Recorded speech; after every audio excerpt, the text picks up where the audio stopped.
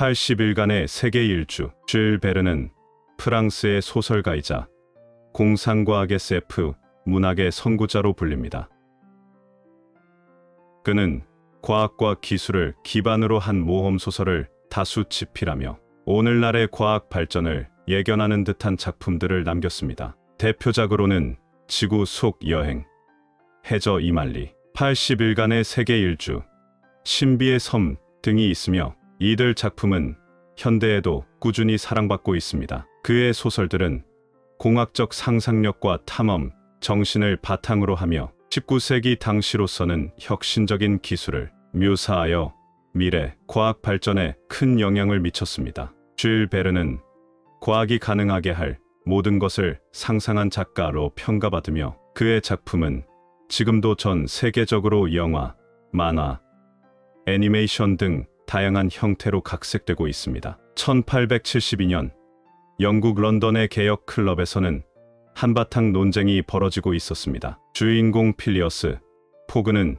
신비로운 영국 신사로 철저한 규칙주의자입니다. 그는 매일 같은 시간에 기상하고 같은 시간에 식사하며 같은 클럽에서 시간을 보냅니다. 사람들은 그의 부유함에 대해 알고 있지만 그가 정확히 무슨 일을 하는지는 아무도 모릅니다. 그러던 어느 날 신문에서 지구를 80일 만에 한 바퀴 돌 수 있다는 기사가 나오자 클럽 회원들은 이를 두고 논쟁을 벌였습니다. 당시만 해도 증기선과 철도가 발전했지만 세계 일주는 여전히 무모한 도전처럼 보였습니다. 그러나 포그는 자신의 철저한 계산을 바탕으로 80일이면 충분하다고 선언했고 내기를 제안합니다. 클럽 회원들은 이를 믿지 않았고 결국 포그는 자신의 전 재산 2만 파운드를 걸고 80일 안에 세계를 일주하겠다는 내기를 하게 됩니다. 그리고 그는 즉시 하인장 파스파르투를 불러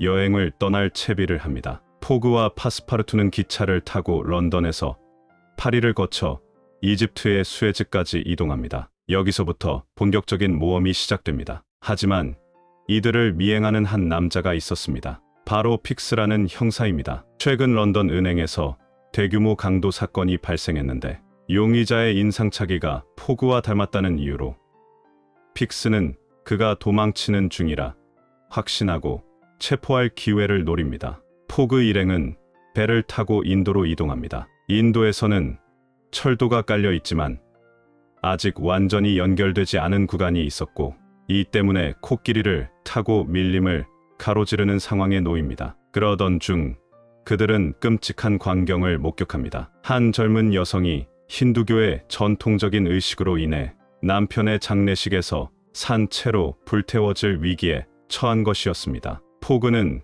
그녀를 구해야 한다고 결심했고 기지를 발휘해 여인을 극적으로 구출합니다. 그녀는 남편이 이미 사망한 상태에서 강제로 의식에 동원된 것이었으며 포그의 도움으로 자유를 얻었습니다. 이제 포그 일행은 인도를 떠나 싱가포르를 거쳐 홍콩으로 향합니다. 홍콩에서는 픽스가 포그를 체포하려 하지만 체포 영장이 아직 도착하지 않아 실패합니다. 포그는 배를 타고 일본으로 가려 하지만 파스파르투는 포그와 떨어지게 됩니다. 그는 뜻밖에도 서커스 단원들과 함께 일본까지 이동하는 엉뚱한 상황에 처하게 되고 결국 요코하마에서 극적으로 포그와 다시 만납니다. 포그와 파스파르투는 요코하마에서 미국으로 향하는 배에 오르며 이제 모험은 또 다른 대륙으로 이어집니다. 미국 샌프란시스코에 도착한 포그 일행은 기차를 타고 뉴욕으로 이동합니다.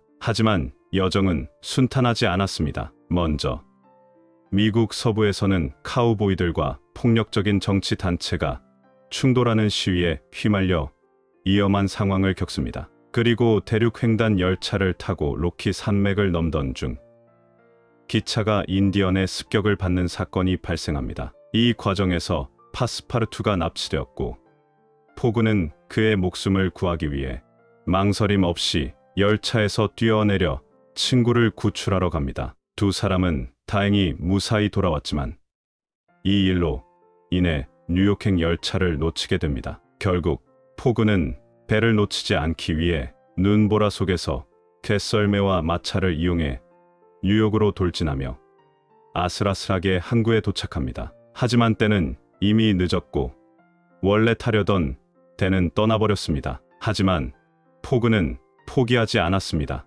그는 다른 배의 선장을 설득하여 돈을 주고 배를 빌려 대서양을 건너기 위해 출항합니다. 그러나 배가 원래 가려던 항로를 변경해야 했고 연료가 부족해지자 포그는 선박의 나무 부분을 태워 엔진을 돌리는 기지를 발휘합니다. 결국 그들은 아일랜드를 거쳐 영국 리버풀에 도착하지만 여기서 픽스가 포그를 체포해버립니다. 감옥에 갇힌 포그는 낙담합니다. 그는 결국 80일 안에 런던에 도착하지 못했고 패배했다고 생각합니다. 그러나 몇 시간 후 픽스는 진짜 은행 강도가 체포되었다는 소식을 듣고 당황하며 포그를 석방합니다. 포그는 곧바로 런던으로 달려가지만 도착한 시간은 오후 8시 50분, 즉 마감 시간보다 5분 늦은 상태였습니다. 그는 결국 전 재산을 잃고 인생 최대의 실패를 경험했다고 믿으며 집으로 돌아갑니다. 하지만 다음 날 아침 파스파르투가 엄청난 사실을 깨닫습니다. 포그는 날짜 계산을 실수했다는 것. 그들은 서쪽으로 여행하면서 날짜 변경선 효과로 인해 하루를 벌었고 아직 마감 시간이 남아 있었습니다. 급히 클럽으로 달려간 포그는 마감 1초 전에 도착하며 극적으로 내기에 승리합니다. 그는 거액의 돈을 다시 손에 넣었지만 더 중요한 것을 깨닫습니다. 그것은 바로 사랑이었습니다. 여행 중에 만난 아우다와의 관계가 깊어졌고 그는 그녀에게 청혼하며 행복한 결말을 맞이합니다. 80일간의 세계 일주는 단순한 모험 소설이 아닙니다. 이 작품은 도전 정신, 시간의 소중함, 예측 불가능한 인생, 그리고 진정한 가치는 돈이 아닌 인간관계에 있다는 메시지를 전하고 있습니다. 포그는 철저한 계획과 논리적인 사고를 가졌지만